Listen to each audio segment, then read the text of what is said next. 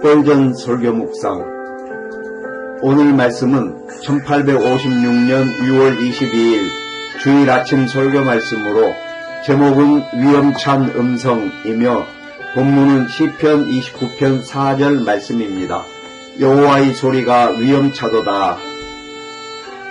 모든 하나님의 피조물들은 그분을 찬양하지만 저는 특히 솟아오른 산, 휘몰아치는 바다, 그리고 천둥과 번개와 같은 더욱 웅장한 작품들이 창조주의 지혜와 능력을 다른 것들보다 더 크게 노래한다고 봅니다.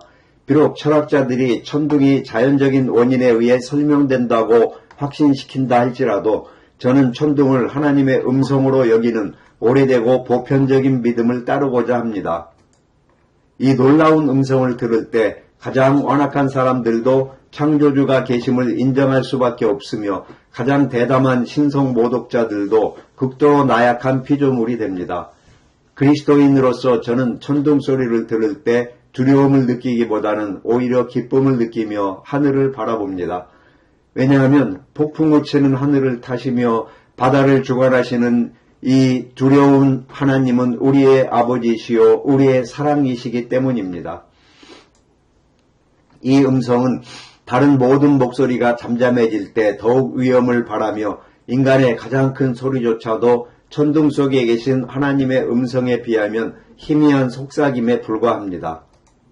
성경 역시 이 견해를 뒷받침하며 출애굽기에서는 천둥을 하나님의 음성들이라 칭하고 욥기에서는 하나님께서 자기의 위엄의 소리로 천둥을 발하신다고 말하며 심지어 예수님께서 나사로의 무덤 앞에서 말씀하셨을 때도 사람들이 이를 천둥소리로 여겼습니다.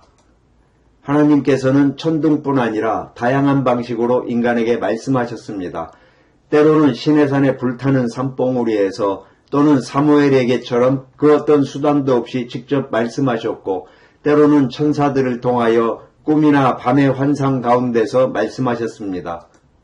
또한 노아의 시대부터 지금까지 선지자들을 통해 말씀하셨으며 우리가 능력과 기름 부음으로 말할 때 그것은 우리 안에 거하시는 아버지의 영께서 하시는 말씀입니다.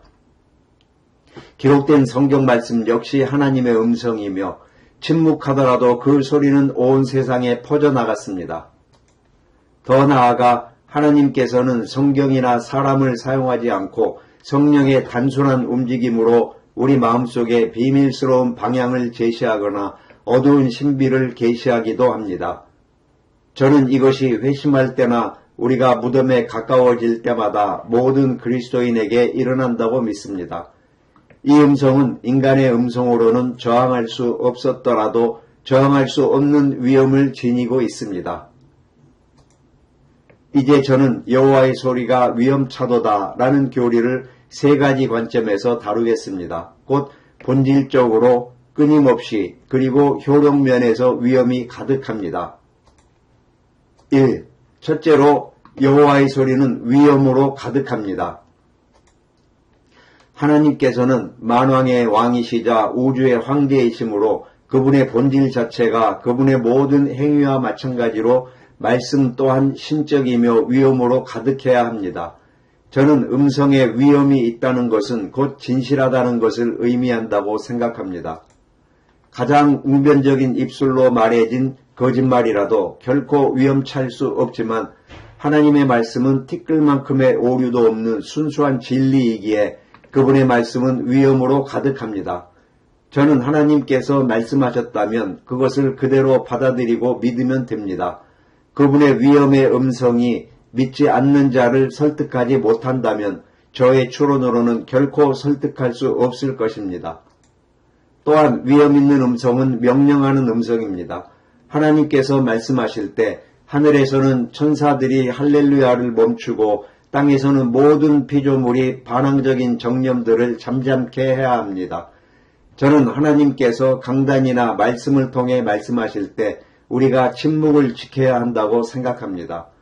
그분의 음성은 침묵을 명하고 사람들에게 듣도록 명령하는 위엄이 있습니다.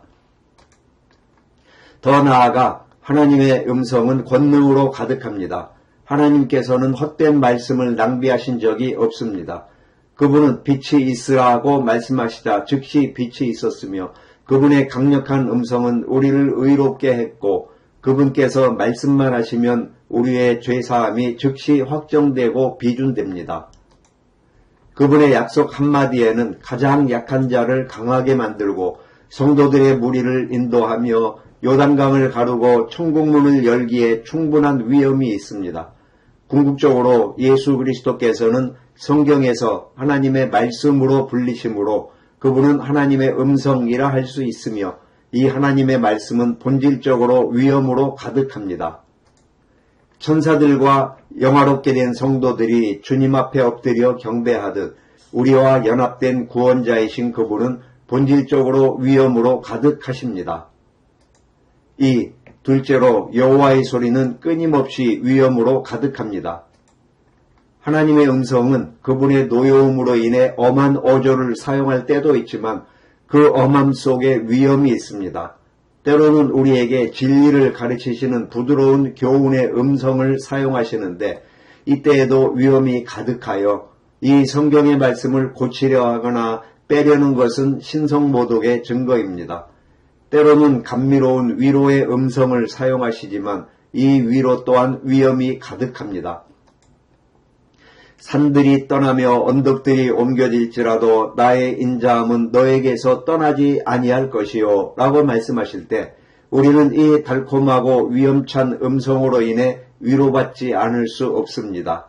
때로는 자녀들에게 앞으로 나아가라고 명령하시는 명령의 음성을 내시는데 이 명령의 음성 역시 약속이나 교리의 말씀만큼이나 위엄이 가득하여 무시되어서는 안 됩니다.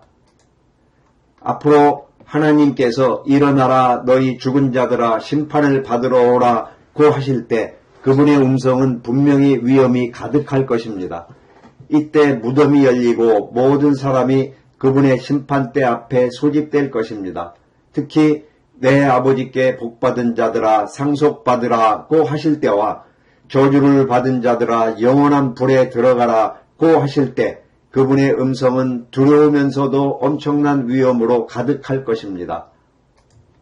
하나님께서 때로는 가난하고 교육받지 못한 사람이나 어린아이를 통해 말씀하실지라도 그분의 음성은 여전히 위엄으로 가득합니다.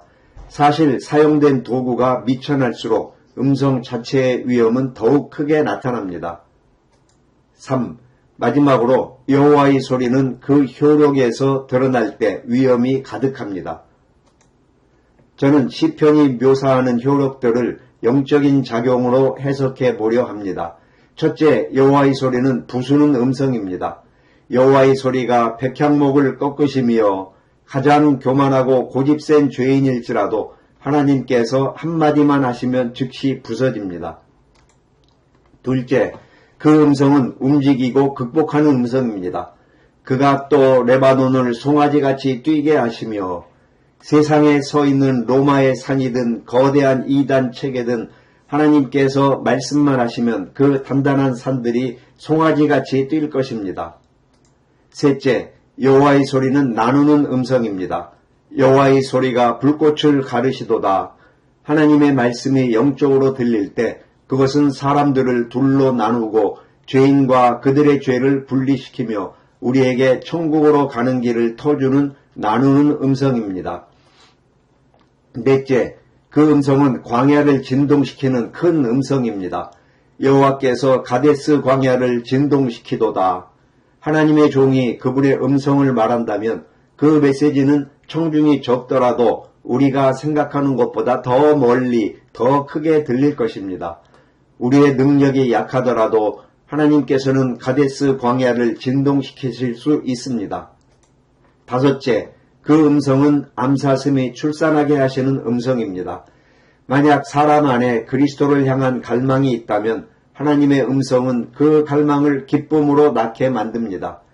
반대로 하나님을 대적하는 나쁜 의도가 있다면 그분은 말씀만 하시면 그 의도를 시기상조의 열매처럼 좌절시키실 수 있습니다. 마지막으로 여호와의 소리는 밝히 드러내는 음성입니다. 여호와의 소리가 수풀을 드러내시니 위선자 여러분, 여러분이 의식이나 선한 행위 뒤에 숨으려 할지라도 하나님의 음성은 그 숲을 드러내실 것입니다. 심판의 날에 바위나 깊은 숲을 아래 숨으려 해도 하나님의 눈은 불꽃처럼 여러분을 꿰뚫어 보시고 그분의 음성은 나와라 죄인아 라고 외치실 것입니다.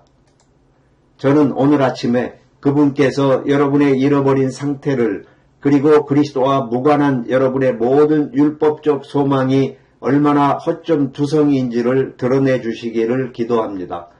만일 여러분이 이 음성을 경멸할지라도 여러분의 멸망이 하나님의 영광을 빼앗지는 못할 것입니다. 여러분의 파멸 속에서도 하나님께서는 구원받은 자들 속에서처럼 영광을 받으실 수 있습니다. 그러므로 겸손하게 구원의 계획을 들으십시오. 곧 믿고 세례를 받는 사람은 구원을 받을 것이요 믿지 않는 사람은 정죄를 받을 것입니다.